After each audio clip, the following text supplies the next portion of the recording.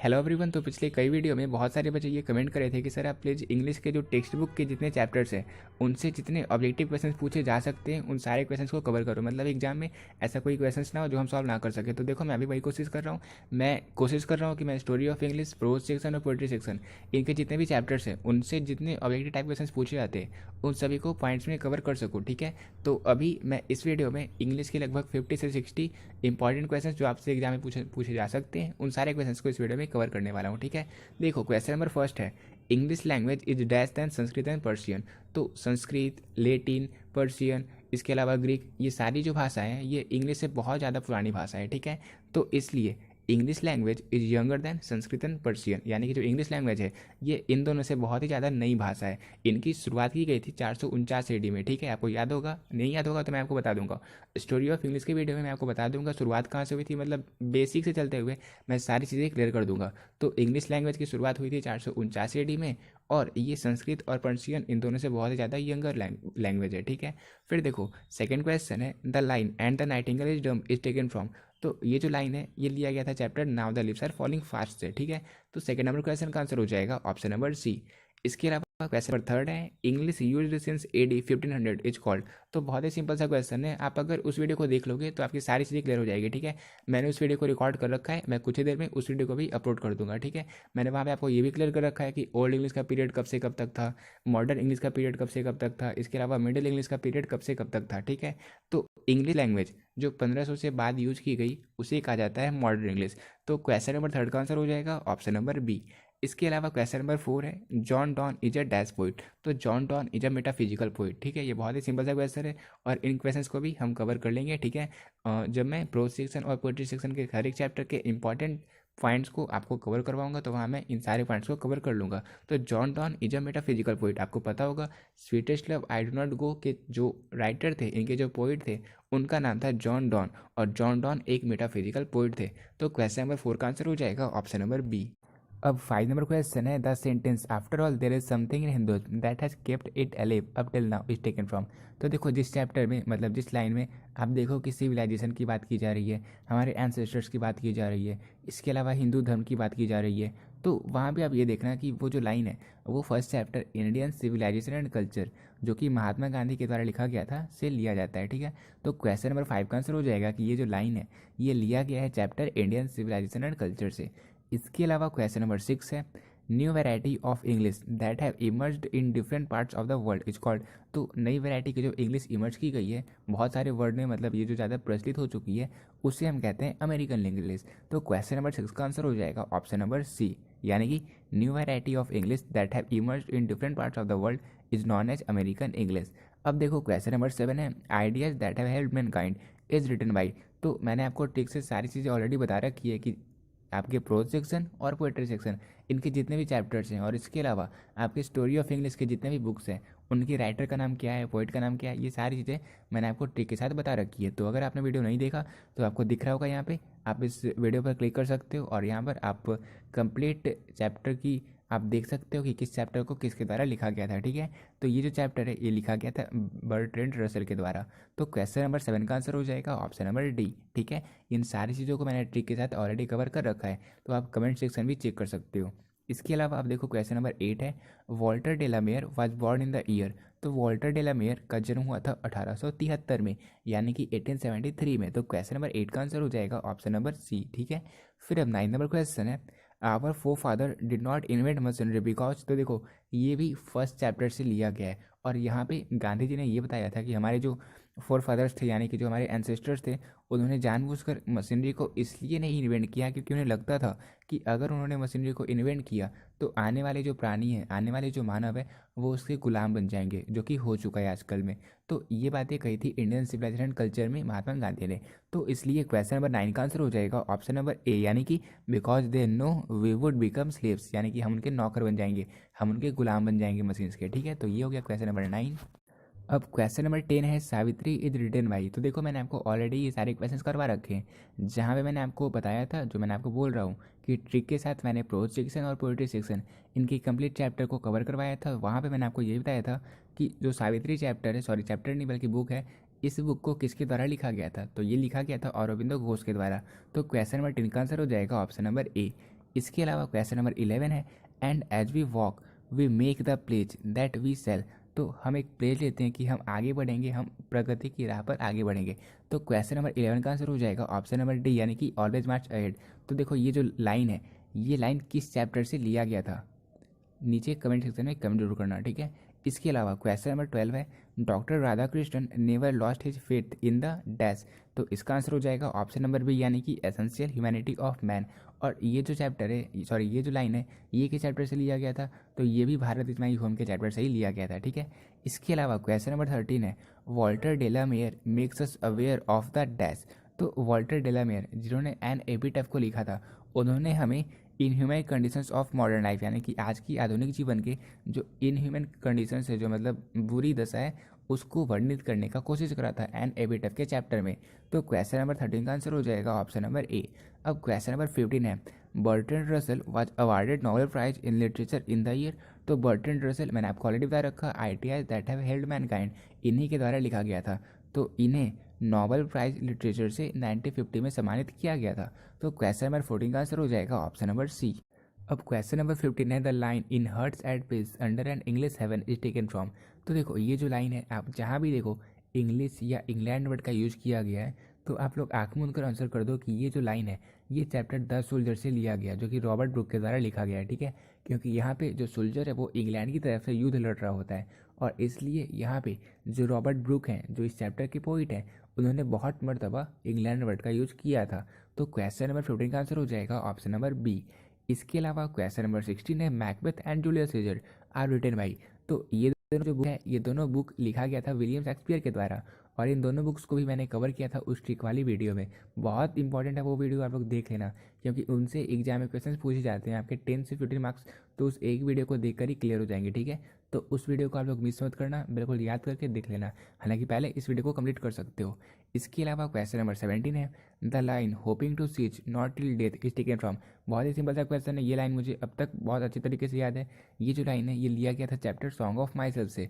अब आप ये बताओ, सॉन्ग ऑफ माई सेल्फ किस राइटर के द्वारा लिखा गया, यानी कि इसके पोइट कौन है, ठीक है। इसके पोइट हैं वॉल्ट विटमैन, ठीक है। इसके अलावा देखो क्वेश्चन नंबर 18 है, सेवेई हॉबी वाज कलेक्टिंग। तो अब बताओ सेवेई जो है वो किस चैप्टर का कैरेक्टर था। तो सेवेई जो है वो द आर्टिस्ट चैप्टर का कैरेक्टर था, और द आर्टिस्ट को किसके द्वारा लिखा गया था, वो लिखा गया था सिगानोया के द्वारा। इसके अलावा यहाँ पे हमने देखा था जो सेवेई था, उसका जो आप कह सकते हो इसका जो हॉबी था वो था गॉड को कलेक्ट करना, यानी कि गॉड एक तरह का कद्दू होता है, उसे कलेक्ट करना। तो क्वेश्चन नंबर 18 का आंसर हो जाएगा ऑप्शन नंबर ए। अब क्वेश्चन नंबर 19 है, the great vowel shift took place during. तो great vowel shift middle English में हुआ था। तो क्वेश्चन नंबर 19 का आंसर हो जाएगा ऑप्शन नंबर बी, यानी कि मिडिल इंग्लिश। अब क्वेश्चन नंबर 20 है, the wasteland has been composed by. तो द वेस्टलैंड को टी.एस. इलियट के द्वारा ही कंपोज किया गया था, और आपको पता है मैकेविटी द मिस्ट्री कैट को भी टी.एस. इलियट के द्वारा ही लिखा गया था, ठीक है। तो क्वेश्चन नंबर 20 का आंसर हो जाएगा option number A, the wasteland has been composed by T S. Eliot, ठीक है। इसके अलावा क्वेश्चन नंबर 21 है, snacks were seen among dash in my grandmother house. तो स्नैक्स जो थे वो ग्रैंड मदर हाउस के बुक्स वगैरह में भी मतलब देखने को मिल जाते थे। तो क्वेश्चन नंबर 21 का आंसर हो जाएगा ऑप्शन नंबर बी, यानी कि बुक्स। अब 22 नंबर क्वेश्चन है, Siganoya is a dash short story writer. तो मैंने आपको ऑलरेडी बता रखा है, सिगानोया ने लिखा था चैप्टर द आर्टिस्ट को, और सिगानोया एक जापानीज शॉर्ट स्टोरी राइटर थे, ठीक है। तो क्वेश्चन नंबर 24 का आंसर हो जाएगा ऑप्शन नंबर बी। इसके अलावा क्वेश्चन नंबर 23 है, the line I think she was the most beautiful lady is from. तो ये जो लाइन है, ये लाइन किस चैप्टर से लिया गया था। मैंने आपको बताया था इन एपिटफ के चैप्टर को, जो कि लिखा गया था वॉल्टर डेला मेयर के द्वारा, में उन्होंने मॉडर्न लाइफ की इनह्यूमन कंडीशंस का वर्णन किया था, और इन्होंने बताया था कि यहाँ पे एक ब्यूटीफुल लेडी रहा करती थी, जिसकी अब मृत्यु हो चुकी है और अब इसे कोई नहीं जानता, ठीक है। तो इसलिए ये जो लाइन है ये लिया गया था चैप्टर नंबर एंड एपिटफ से। तो क्वेश्चन नंबर 23 का आंसर हो जाएगा ऑप्शन नंबर डी। अब 24 नंबर क्वेश्चन है, the sentence the distinguishing characteristics of modern civilisation is our indefinite multiplicity of wants. तो आप देख सकते हो यहाँ पे वर्ड सिविलाइजेशन का यूज हुआ, मॉडर्न सिविलाइजेशन का यूज हुआ है, और मैंने आपको पहले ही बता दिया कि जिस लाइन में आपको सिविलाइजेशन वर्ड दिखे तो आप सिंपली जान लो कि ये जो लाइन है ये chapter Indian civilisation and culture से लिया गया था। तो क्वेश्चन नंबर 24 का आंसर हो जाएगा ऑप्शन नंबर ए। इसके अलावा क्वेश्चन नंबर 25 है, the romantic revival is often associated with. तो it is associated with William Wordsworth, यानी कि 25 नंबर क्वेश्चन का आंसर हो जाएगा ऑप्शन नंबर सी, अब क्वेश्चन नंबर 26 है the line nor in the hope the world can show off fitter love for me is from. तो ये जो आप लाइन देख सकते हो, ये लाइन किस चैप्टर से लिया जा सकता है? तो पोइट्री सेक्शन के फर्स्ट चैप्टर जो कि जॉन डॉन के द्वारा लिखा गया था, sweetest love I do not go के चैप्टर से ये लाइन लिया गया था। ठीक है, तो क्वेश्चन नंबर 26 का आंसर हो जाएगा ऑप्शन नंबर डी। अब 27 नंबर क्वेश्चन है Lamia and Hyperion are written by. तो लामिया एंड हाइपेरियन ये लिखा गया था जॉन कीट्स के द्वारा। ठीक है, तो 27 नंबर क्वेश्चन का आंसर हो जाएगा ऑप्शन नंबर सी। और देखो, जैसे मैं आपको क्वेश्चंस करवा रहा हूँ तो आप साथ ही साथ ये भी देखते जाओ कि इससे और कितने क्वेश्चंस बन सकते हैं। जैसे जॉन कीट्स ने किस चैप्टर को लिखा था? पोइट्री सेक्शन में एक चैप्टर है जो कि जॉन कीट्स के द्वारा लिखा गया था, तो आपको कमेंट सेक्शन में उसका आंसर करना है। ठीक है, इसके अलावा क्वेश्चन नंबर 28 है the development of dash was helped by the introduction of the printing technology. तो प्रिंटिंग टेक्नोलॉजी के इंट्रोडक्शन से, मतलब जब उसकी शुरुआत हुई तो मिडिल इंग्लिश की डेवलपमेंट बहुत अच्छे तरीके से हो सकी थी, इसमें हेल्प हुआ था। तो इसलिए क्वेश्चन नंबर 28 का आंसर हो जाएगा ऑप्शन नंबर ए, यानी कि मिडिल इंग्लिश। और देखो, अगर जैसे आपको बहुत ज़्यादा प्रॉब्लम हो रहा है इन ऑब्जेक्टिव क्वेश्चंस को सॉल्व करने में, तो मैंने प्लान तो कर रखा है लेकिन अब इम्प्लीमेंट करने में थोड़ा प्रॉब्लम हो रहा है क्योंकि बहुत ज़्यादा टाइम उसमें लगने वाला है और मैं कोशिश कर रहा हूँ कि जितना कम लेंथ कर सकूँ उस वीडियो का मैं कर सकूँ। तो मैं सोच रहा हूँ कि प्रोज सेक्शन के जितने भी चैप्टर्स हैं उनसे जो ऑब्जेक्टिव बन सकते हैं तो मैं फाइंड में कवर करवाऊंगा। मतलब एक चैप्टर के 10 से 12 पॉइंट्स मैं आपको कवर करवा दूंगा और वहाँ पे जितने ऑब्जेक्टिव बन सकते हैं आप उन्हें सॉल्व कर सकते हो उस चैप्टर से। इसी तरीके से सेकंड चैप्टर के जितने ऑब्जेक्टिव बन सकते हैं उन्हें सॉल्व कर सकते हो। मतलब टाइम जितना है अभी आपके पास, उस टाइम के अकॉर्डिंग जो सबसे बेस्ट चीज़ हो सकती है मैं आपको वो करने की कोशिश कर रहा हूँ, ताकि एग्जाम में कोई भी क्वेश्चन ऐसा ना हो जो आपको लगे कि मैं क्वेश्चन सॉल्व नहीं कर सकता है। क्योंकि ये सारे ऑब्जेक्टिव जो मैं आपको बता रहा हूँ, ऐसा नहीं है कि इनसे बाहर क्वेश्चन पूछे नहीं जा सकते, बिकॉज क्वेश्चन बहुत सारे बन सकते हैं। लेकिन अगर मैं आपको चैप्टर वाइज बता दूंगा कि ये पॉइंट्स इंपॉर्टेंट है तो आप उन्हें पढ़ लोगे, फिर एग्जाम में चाहे कोई भी ऑब्जेक्टिव क्वेश्चन पूछा जाए आप उन्हें इजीली सॉल्व कर सकते हो। ठीक है, तो अगर आप मेरी इस आइडिया से सहमत हो तो आप चाहते हो वीडियो को, तो आप लोग नीचे कमेंट सेक्शन में कमेंट करना। ठीक है, मैं कोशिश करूंगा जल्द से जल्द वीडियो को अपलोड करने का। कल मॉर्निंग तक मैं वीडियो को अपलोड करने की कोशिश करूंगा। इसके अलावा देखो, क्वेश्चन नंबर 29 है लोमो वांट्स टू मैरी।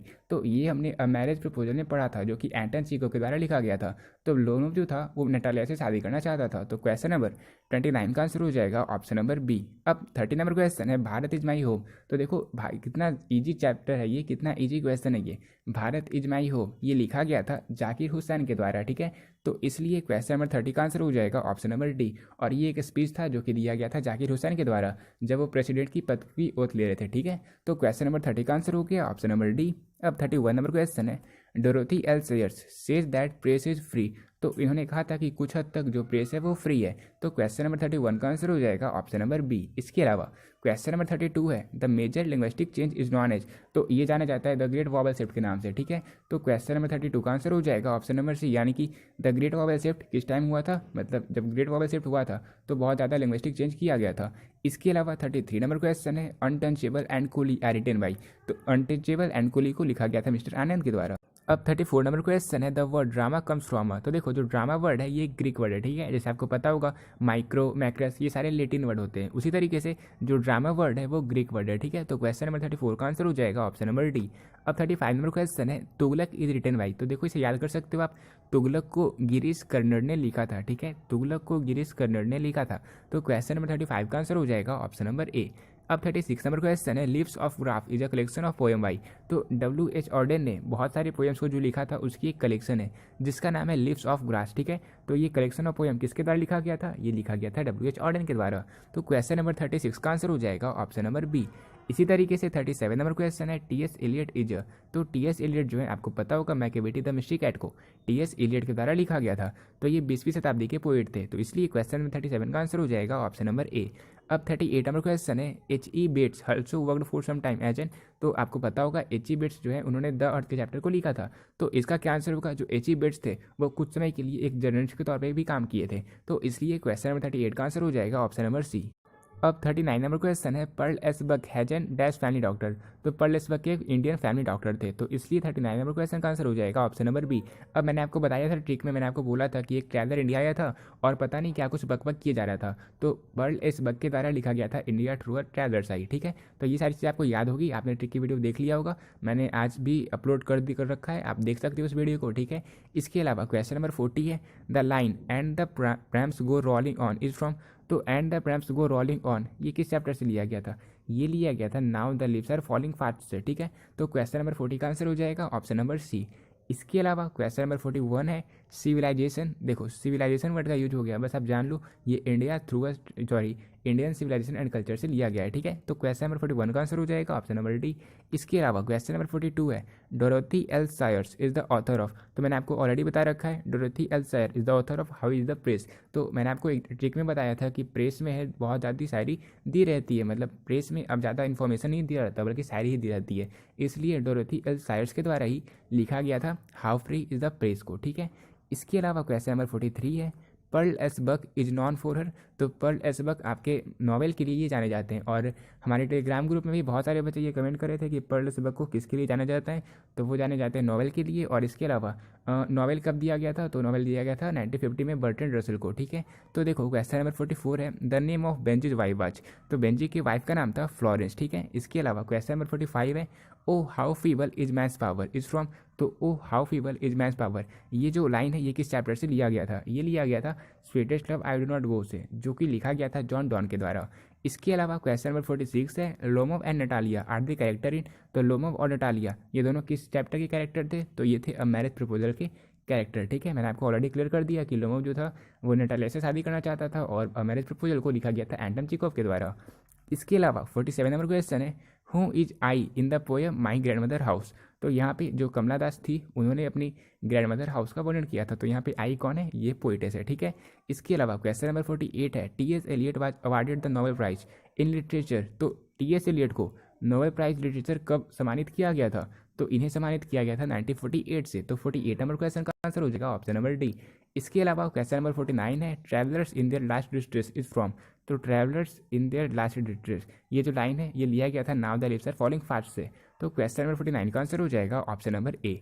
अब क्वेश्चन नंबर 50 है, but beauty vanishes beauty passes is from, तो ये एन एपिटफ के चैप्टर से लिया गया था, मैंने आपको ऑलरेडी क्लियर कर दिया, मैंने आपको सारांश की वीडियो ऑलरेडी अपलोड भी कर रखी है, तो आप एक बार पढ़ोगे एन एपिटफ के चैप्टर को तो आपको क्लियरली पता चल जाएगा कि ये जो लाइन है उसी चैप्टर से लिया जा ही सकता है, जहाँ पे वॉल्टर डेला मेयर ने अपनी बातें बताई कि एक ब्यूटीफुल लेडी थी जिसकी अब मृत्यु हो चुकी है, मतलब उसकी जो ब्यूटी थी वो पूरी तरीके से वैनिश हो चुकी है और अब उसे कोई नहीं जानता, तो ये सारी चीज़ें थी आप उस समरी में पढ़ सकते हो, ठीक है।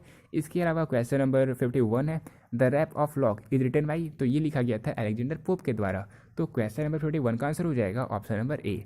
इसके अलावा क्वेश्चन नंबर 52 है, who among the following was a romantic poet, तो जॉन किट्स एक रोमांटिक पोइट थे, ठीक है, तो इनके लिए जाने जाते हैं। 52 नंबर क्वेश्चन का आंसर हो जाएगा ऑप्शन नंबर सी। इसके अलावा 53 नंबर क्वेश्चन है, English is studied as a dash language in Saudi Arabia, तो सऊदी अरबिया में इंग्लिश को सेकेंड लैंग्वेज की मान्यता दी गई है, तो क्वेश्चन नंबर 53 का आंसर हो जाएगा ऑप्शन नंबर बी।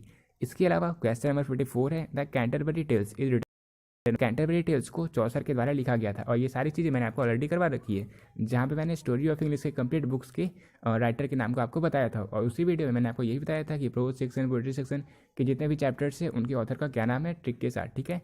इसके अलावा क्वेश्चन नंबर 55 है, the poet in song of my self dash for himself, तो वो खुद के लिए गाती है सिंग फॉर हिमसेल्फ। अब 56 नंबर क्वेश्चन है, dash is a metaphysical poet, तो देखो ये सारे बच्चे जिन्होंने कुछ भी पढ़ा होगा उन्हें अच्छे से पता होगा कि John Donne is a metaphysical poet, मतलब ये सारे क्वेश्चन हमें अच्छे से याद हो जाते हैं, तो 56 नंबर क्वेश्चन का आंसर हो जाएगा ऑप्शन नंबर सी। इसके अलावा क्वेश्चन नंबर 57 है, Benji father was a local dash, तो अगर आपने द अर्थ के चैप्टर को अच्छे से पढ़ रखा है तो आपको सिंपली पता होगा बेंजी के जो पिताजी थे वो प्रीचर थे, यानी कि वो धर्म के उपदेशक थे, तो 57 नंबर क्वेश्चन का आंसर हो जाएगा ऑप्शन नंबर सी, यानी कि प्रीचर।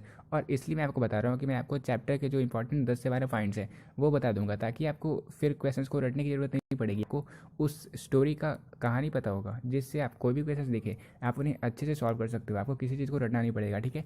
इसलिए मैं उस वीडियो को बहुत ही जल्द अपलोड करने की कोशिश करूँगा। इसके अलावा 58 नंबर क्वेश्चन है, who is known as the nightingale of India, तो ये हम सभी को पता है, सरोजिनी नायडू को नाइटिंगेल ऑफ इंडिया कहा जाता है, ठीक है। तो आज के लिए इतना ही, अब हम ग्रामर के जितने भी ऑब्जेक्टिव क्वेश्चंस बन सकते हैं उन सारे को कवर करने की कोशिश करेंगे, ठीक है, नेक्स्ट वीडियो में मिलते हैं अभी नेक्स्ट वीडियो में, तब तक के लिए पेश आउट।